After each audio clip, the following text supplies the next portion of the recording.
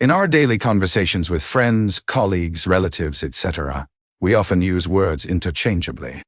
In most circumstances, this is fine, as the subject might be trivial, and as long as we can convey our thoughts adequately, things should be fine.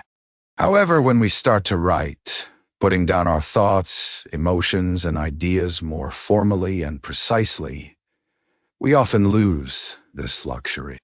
We find ourselves in an intriguing or perplexing situation, pondering what the most precise and accurate word to describe our emotion is. For example, we may ask ourselves, should I use the word succinctly or eloquently? Or what does sanctum, sanctorum mean? It's not just about finding a word that slightly better describes what one intends. Different words with the same meaning can have different scopes and severities.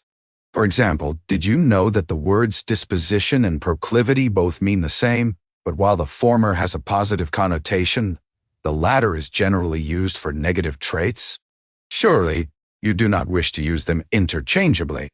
It is precisely for people wanting to avoid this fix or embarrassment that the content of this playlist will be very useful. Each video will be kept very short, with their transcription available in the description.